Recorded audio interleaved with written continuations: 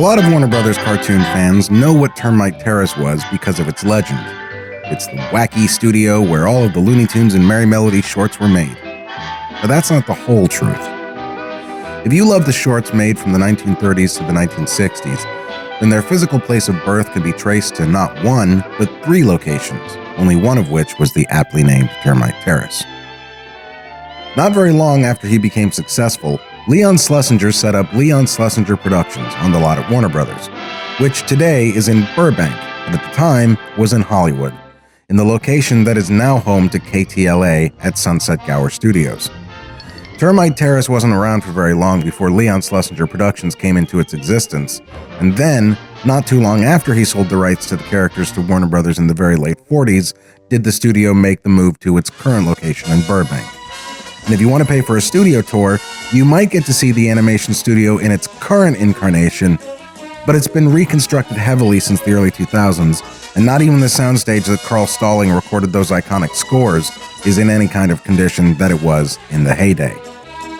However, if you want to see the remnants of Leon Schlesinger Productions, aka the location where Daffy helped Porky back into his car and You Ought to Be in Pictures, all you gotta do is visit Sunset Boulevard on the corner of North Van Ness and Fernwood, like I did, years ago. Yeah, what's up, Dax and Dacettes? Trevor Thompson, the self-appointed Looney Tunes critic here, and this video is going to be something of an odd duck. Its basic purpose is to mine old footage that I should have uploaded years ago, but I think I can make it work. I'm good like that. Back in 2011, I lived in Burbank, right above Warner Brothers, actually. I was living in a condo just above the studio with a Vegas showgirl, and don't ask, but A, I'm not joking, this actually is the truth, and B, it's not what you think. The point is, that's where I was in 2011, and I was out and about trying to get to know a lot of people in the animation industry, and succeeding to that end. Also, just for good measure, here's the view from our condo above Warner Brothers as it was in 2011 and 2012. Apologies for the shakiness of the footage, by the way. I was, after all, also trying to walk my roommate's dog while she was down in Vegas showing roomfuls of complete strangers her vagina.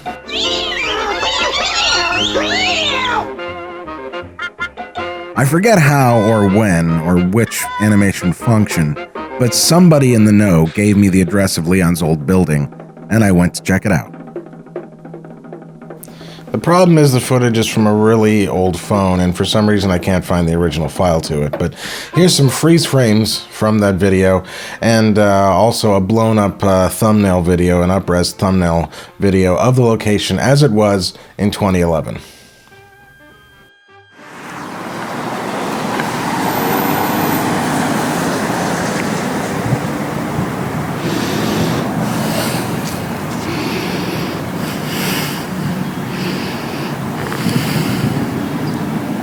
I always wondered if the kids that went to that school in the 40s knew that they were playing soccer right next to where Bugs Bunny's cartoons were being made. Anyway, that is going to do it for all of the Looney Tunes location footage that I have. But, and I know this is a thin thread, but I now have Who Framed Roger Rabbit location footage. You down? You down like a clown, Charlie Brown? I mean, it's not that thin of a thread. After all, a number of the Looney Tunes characters are in the movie. Tex Avery, the father of Bugs Bunny in many people's eyes, is a major influence on the humor of the film. And if that's not enough, one of the main characters in the movie is Marvin Acme, who is named for the Acme Corporation and all of those Roadrunner and Coyote shorts. In fact, a lot of you Looney Tunes purists love to point out that the Roadrunner and Coyote should not have appeared in Roger Rabbit, even though they only appeared in the background. You know, the background. That thing where they hide Easter eggs in all of our movies. You know, movies, these not real things. Easter eggs, these little hidden gems. Like alien skulls in the background of your Predator movie. Get it? Like, it's just a joke, you nitwits. You know, it doesn't mean that suddenly there's this whole continuity with the characters and this whole new movie. I don't acknowledge these films, and neither does anybody who values filmmaking. I'm still right. Anyways, People like to point out that because the movie takes place in 1947 and the first Roadrunner cartoon didn't come out until September of 49, this little throwaway shot is somehow an error. But maybe think of it like this, you OCD nutjobs. Where do you see the coyote? Not when, not what year. Where do you see the coyote in this movie? In the Acme factory. Right. The Acme factory. The coyote is in the Acme factory. And he's friendly with the Roadrunner. See, he's got his arm around him. Maybe something happened here that we didn't see, gang. After all, and as you guys love to point out, this movie takes place before those cartoons. Maybe something happened in those 2 years, triggered by this very event. Yes, that's something, right? The coyote's looking around. You know, he looks over at this tasty bird who he's been friends with all this time because he can't catch him to eat him. So if you can't eat him, join him, I guess. But it's here in the Acme warehouse for the very first time that he sees all of this great stuff and realizes that it matches a lot of his old blueprints. A literal light bulb goes off in his head. And in an instant, he goes from Canis latrans vegetarius to Canis latrine edifrendus. Tragic, man. Tragic.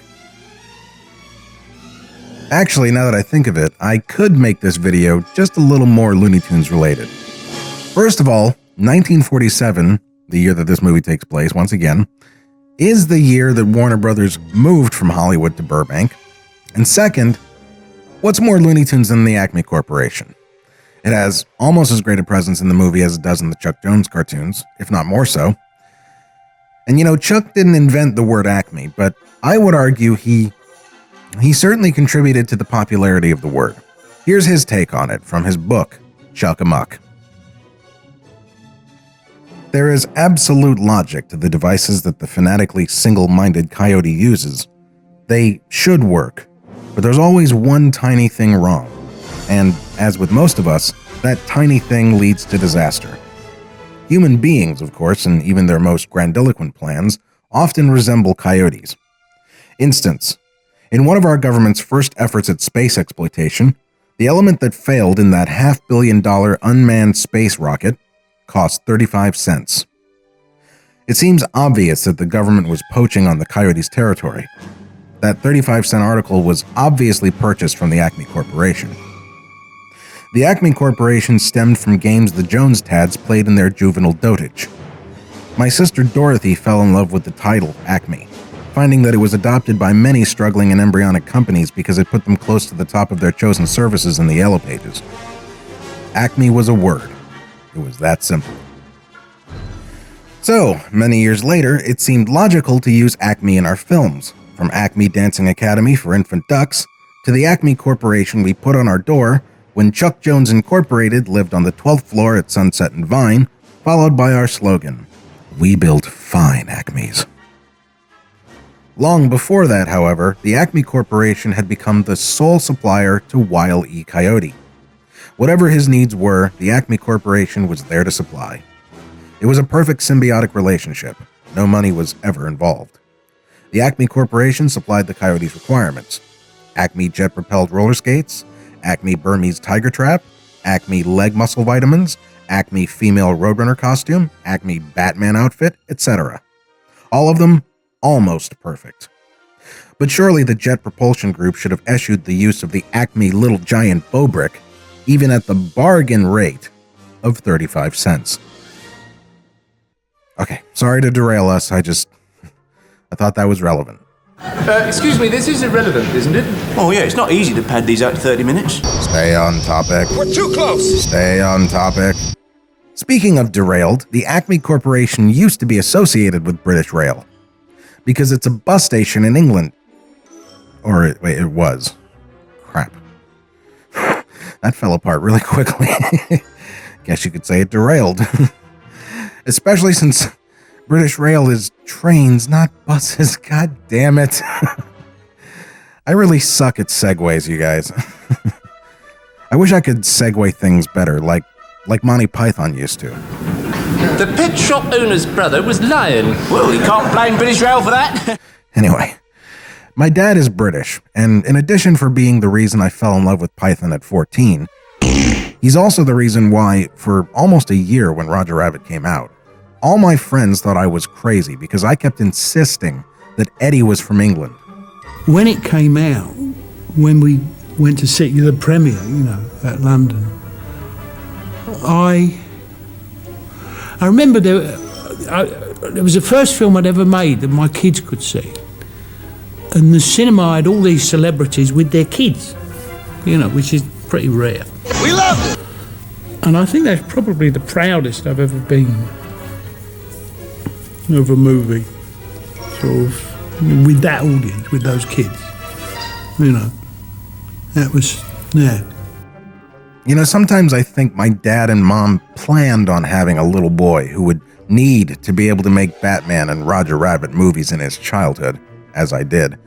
Because I lived in Wayne, Pennsylvania, and if you're going to make a Batman movie where you play Bruce Wayne yourself, it adds real production value to your home movie to cut to a shot of a building that says Wayne on it. Same is the case for your home Roger Rabbit movie.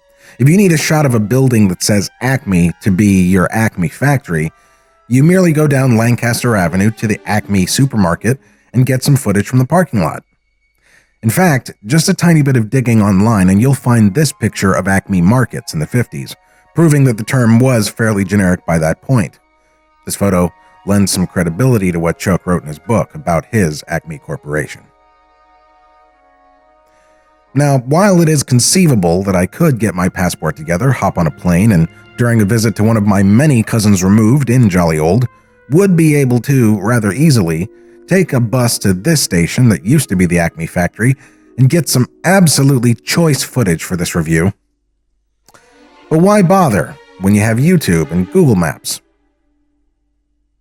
So while it is now known as the White City Bus Station, these Victorian-style brick buildings that house it, as well as Marvin Acme's entire stock and store, are called the Dimco Buildings.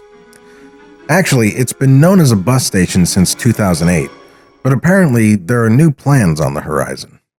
Suggestions are to turn it into an entertainment spot, according to this January 2018 article, but it may have already happened if you visit the Dimco Building's Facebook page. Yeah, this is totally real, and according to the pictures posted, they're doing fashion shows now. But look in the background, check out that brick pattern. That is definitely the Acme building. There it is there. And there. The only other movie to use this as a location, albeit in this case only as an interior, is The Mummy Returns from 2001 as the British Museum. But there's only one or two shots where you can tell that it's the Acme factory. The windows in this shot, here and here. And once the fight breaks out, you can see the stairwell to the office that Jessica was being questioned in. I also want to give major kudos to Florida here because something I would never otherwise do. I grew up in Florida from the age of 12 and on. In the 90s, we moved there from Pennsylvania, summer of 1990. And then, as you know, I lived in California. So, growing up in Florida and then moving to California, you better believe I compared the damn theme parks. The Roger Rabbit stuff at the Disney and MGM parks is definitely comparable to the stuff in California. But as for the Acme factory itself, in two different locations at the MGM park, they took great care with recreating the look of the interior and exterior of the Dimco buildings. It's like the approach in the California park was, let's recreate the look of the Acme factory, but the approach seemed to be at MGM, hey, let's try and recreate the look of the Dimco buildings and then create the Acme look from there. Much like the set dressers did. I mean, they got those bricks exactly right. Look. And the windows. I mean, attention to detail cannot be overpraised here. Way to go, Florida. For once. All right, you mugs. I hope you like the voice tap of this review. We love it! Hold on there 1 second, Christian Slater. Your part in this video is coming up in the second half, so don't wear out your welcome. As for you folks at home, sit tight for a second. We gotta pay some bills in this joint. After these messages, we'll be right back. Yuck!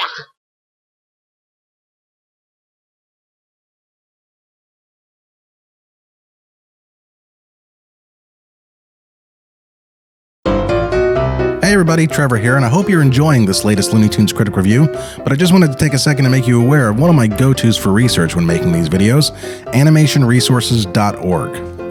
Growing up, I researched Looney Tunes and Merry Melodies ad nauseum, saving my allowance to buy any books I could find about those cartoons, and about 60 to 70% of the reviews and commentaries come just from the knowledge acquired from those books, stored deep in the recesses of my brain.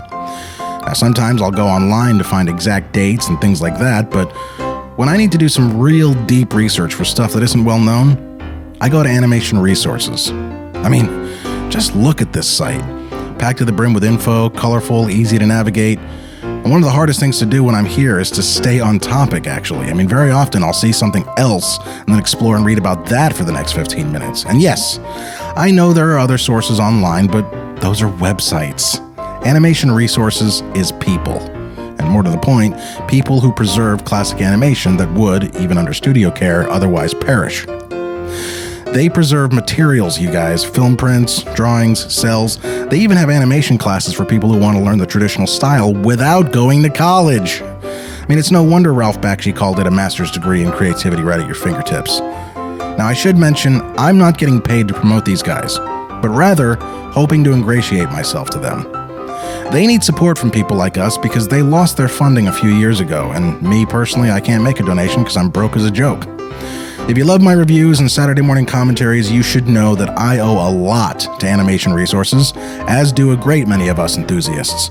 So if you have time today, check out the website, and if you're so inclined, make a donation, however small. Hell, send them a letter. That's support too. They're applying for grants and sponsorships, and letters from animation fans who use the site would legitimately help. Future sponsors need to see stuff like that. So yeah, if you like my videos, you'll probably love this site. Animation Resources, the one place to go for your animation resources. Didn't really think that through. So go to animationresources.org today and tell them the Looney Tunes critic sent you.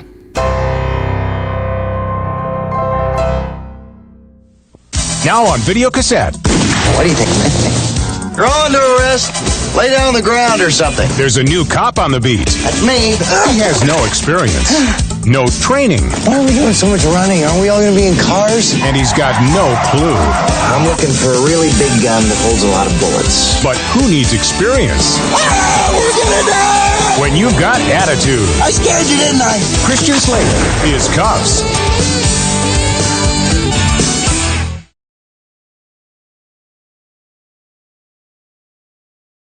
Big news! McDonald's Supersize Cups now feature the stars of Who Framed Roger Rabbit. I'm a coon! Now at McDonald's, for a limited engagement, appearing on 3 different supersized Coca-Cola cups, the stars of the new movie, Who Framed Roger Rabbit. Good times, great taste, supersize makes in my place. The good times, great taste of McDonald's. Big fun! We now return to the Bugs Bunny and Tweety Show. So here now are 2 very different pieces of footage. And by very different, I mean they look very different in quality. Also, they're different locations. That counts as different, right?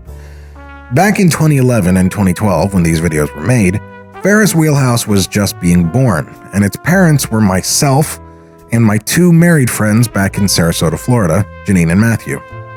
And if you think it's easy trying to start an internet video production company with 3 people who live on opposite sides of the country, well, maybe you haven't noticed that for many years, Ferris Wheelhouse was just me.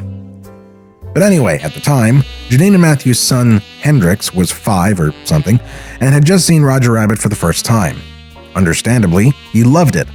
We loved it. And so I, as his Uncle Trevor, was going to show him the 3 film locations he knew of in LA. And this footage is stuff that I was shooting with no intention of putting online, but I was going to show him in person when I went to Sarasota to do a couple of Ferris Wheelhouse related things where the 3 of us had to actually be in the same room. I'm gonna get them now. The The first piece of footage I shot for Hendrix is in downtown Los Angeles, a few blocks from where I was living and working for a medicinal marijuana delivery service, itself yet another great way to meet people who work in animation, let me just tell you. I was on a little street called South Hope Street, between West 11th and West 12th Streets, northwest of the Fashion District, and here now is that footage. Hi, Hendrix. It's me, your buddy Trevor. Uncle Trevor. Well, listen, your dad has told me that you are now, you've seen Who Framed Roger Rabbit, which is one of my favorite movies of all time. And I live out here in wonderful Los Angeles. This is downtown Los Angeles. And what you don't know is where we are right now is one of the locations of the movie. So in Who Framed Roger Rabbit, this building right here was Eddie's building.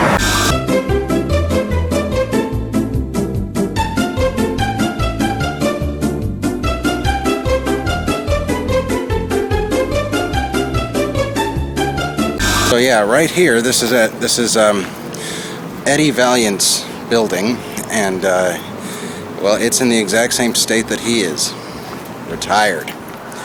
I'm fairly sure that that building over there is the same building that the Terminal Bar was supposed to be and everything, but I could be wrong.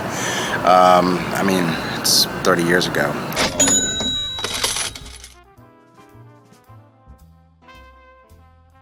Because I lived nearby, I quickly became very familiar with this area. And pretty soon, I was as familiar with it as I was with Who Framed Roger Rabbit. And yet, there's a few shots in the chase scene with Benny and the Weasels Benny and the Weasels that I just can't place.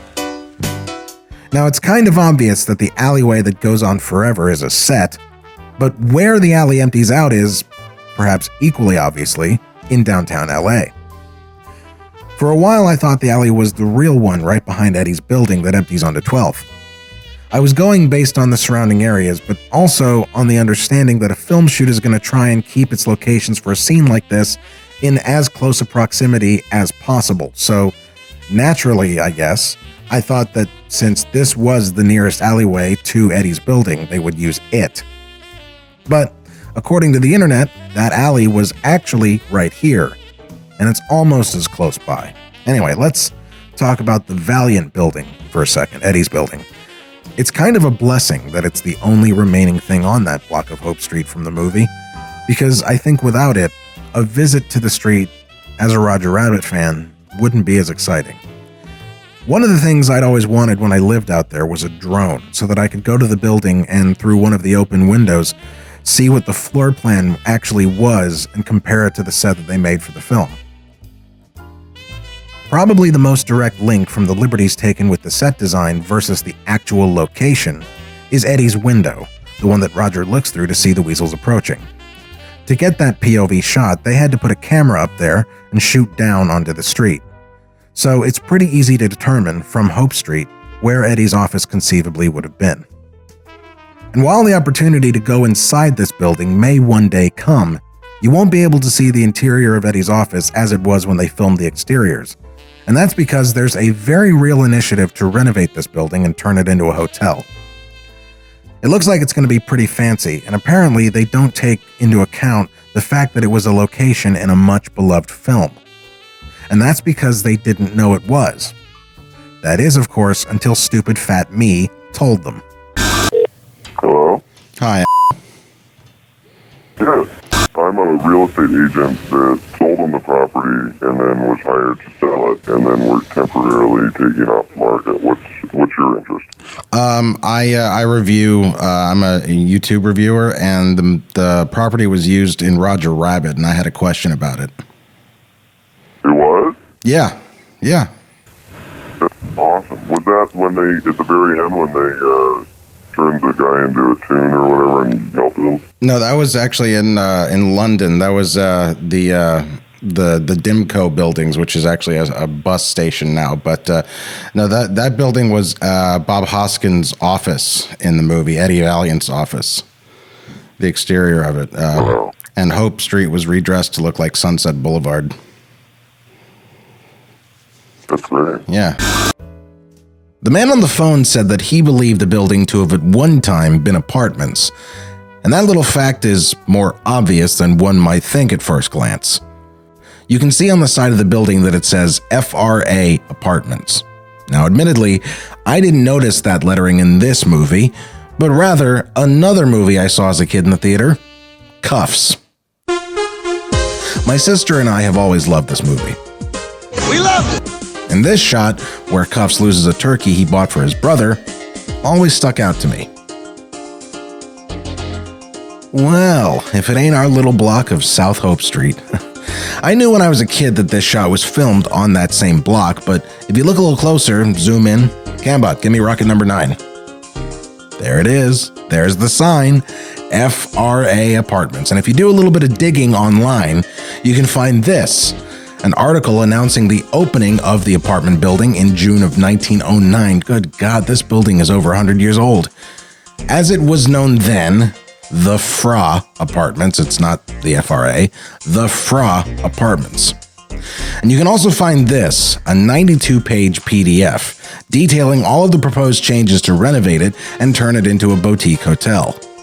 And while it appears that at least a third of the original building will remain intact and is a part of the new design, it does not look like they're at all interested in keeping that totally rad name, the FRA. It really does. It sounds like something that a valley surfer would say, you know, "Hey man, want to go grab some weed from my guy at the FRA, bruh." The other obvious location is this little stretch of road when the chase scene is over, and it's onto the Glendale-Hyperion Bridge. And Hyperion Avenue was the street which the original studio that made Snow White was on, but Disney's made the move to Burbank almost 7 years before Warner Brothers. So, once again, they're better. Driving around a lot in downtown LA, I thought I had found the location of this shot about 10 different times in 4 years. I considered myself a failure in this area. That is, of course, until doing some research recently and I found that nobody knows where it was. So, keep looking, I guess. Let's go back to that block of South Hope Street for just a second. The only other building on that block, other than Eddie's building, that is still relatively unchanged, is this building that we see in the background of several shots. This building is called the Hudson Loft, and while it's been home to a lot of really upscale events and parties, it's also been home to a very Supergirl. Yes, this is Supergirl's apartment, at least the exterior of it is. I wish I had more to say about all this, but the truth is, I actually wanted to watch and like this show, but I can't, because apparently I'm way too much of a misogynist, even though the writers of this show barely have an elementary understanding of feminism. So, I'm a pig. I'm a pig! Fine. I'm a pig. And that show is so preachy that the only way I'd be able to continue watching it is if Kara lost the skirt and started to dress like a pig. Particularly Porky. Wow, that's 3 vaginas in this review. Awesome. 3 vaginas. And then there's this footage, also shot for my nephew. And even though I'm much thinner in these clips, nothing carries good looks into pretentious ugliness more than a pork pie hat. Except maybe a pork pie hat worn in the back of your head like a yarmulke. Like an ass. Unfortunately, I didn't know that at the time of this recording. To me, the most amazing thing with this location is how impressive a job the locations manager and the set dressers did in making it feel like there was this little hidden tunnel into Toontown at the end of a suburban setting. There's houses set up in the background if you look, and based on the positioning of the camera in every shot, you would never know you're on the side of a mountain and that the road is on a hill. When you see the cars coming around the corner here in the film, you don't realize the acceleration that's going on in that engine. When it turns left, they have to go up a pretty steep hill. If that hill was realized on camera and in the movie, it would feel less like a neighborhood and more like what it is, a constant uphill drive on a mountainside on the way to the Griffith Park Observatory. This effect is achieved to a much lesser extent in Back to the Future Part 2, because for the most part, the action involving the tunnel takes place inside the tunnel. And speaking of going inside the tunnel, here's me going inside the tunnel. I told you I wasn't good with segues, you guys. There it is. You can see all the way to the end of it there, can't you? All the way to the end. But in Roger Rabbit, what happens, huh? He drives in and it curves around and it's a little ways, and then there's the thing at the end. So they didn't actually use the inside of this tunnel in Roger Rabbit. But your mom and dad will appreciate the fact that this tunnel, the inside of this tunnel was used in Back to the Future too. And you can see that it is straight. It's also very loud. Very loud. Good place for your dad to come in and do a rock show. Good acoustics, but here's the actual inside of the tunnel. It is definitely the tunnel. And it's actually interesting too, because you'll see when we get to the other side that, yeah! Alright! Don't be a jackass when you grow up, honey. The other piece of footage is actually just me with you going on Google Maps to show you some the Maroon Cartoons studio. Maroon Cartoons? Hey, who's your client, Mr. Detective to the Stars? But I had gone to Red Studios, formerly the Desilu Studios, which is a location of Maroon Cartoons in the movie. But unfortunately, I lost that footage too. But there's some stuff that I want to show you that you can really only see from Google Maps anyway, from the location that I got to see because I was allowed on the property. In other words, this is stuff that you wouldn't have been able to see from the street because, I actually, I got on the lot. I got peeps, okay? I got friends in places, you don't know me. I will say that it's remarkable how much of this location has remained unchanged, considering it's, in Los Angeles. You know what I mean? Eddie Izzard knows what I mean. And they were saying, we've redecorated this building to how it looked over 50 years ago. People are going, no, surely not, no. No one was alive then. That's probably why they were able to use this location again as the basis for the interactive menus on the non-Blu-ray DVD. It's pretty interesting, actually. That is, if you can get around the awful animation of Benny the Cab. I mean, really? I know it's Touchstone, but Touchstone is Disney, okay? And this is one of those times where Disney should have been Disney about it instead of emulating Warner Brothers in terms of the corner cutting. And it wasn't good. Roger Rabbit is supposed to be a beacon of quality. It's supposed to stand for something, okay? And if you're going to go to the trouble of shooting new DVD menus at the Maroon Studio location, and you should, and if you're going to dress the set, I mean, we call it a set. It is a working studio, but it is a set too, to a certain extent. So if you're going to dress it up to look how it looked when you shot the movie, and you should, and if you're going to get Charlie Fleischer to come back and do Benny's voice, and you bloody well should, and you did. Hey, how you doing? I'm Benny, and I'm your tour guide today. Then why wouldn't you finish the whole thing by animating Benny traditionally? Especially since once you're in the cab and it's POV shots, you can do that in CG because it's out of focus anyway. Who cares? It's two quick little shots. Just get Eric Goldberg to animate it. He'll do it. It'll be awesome. But these horrific computer animations of Benny aside, the DVD menus of the original DVD release of the movie do a pretty good job. At least at the Red Studios location, formerly Desilu. They do a really good job with that stuff of making it feel real. Again. The DVD menus, basically, we get a better look with them at the surrounding area of the entrance of Maroon Cartoons. But one thing we still don't really get to see is where RK Maroon's office was in accordance to everything else. So for that, we're going to switch to Google Maps. Okay, here we are right in front of Red Studios. Red, by the way, is the name of a camera, or kind of a camera. It's a very high-functioning, very loud HD camera, and but this building actually has a great history. In addition to being the location of the Maroon Cartoon Studios, it's Desilu. It's most famously known as being Desilu Studios, which is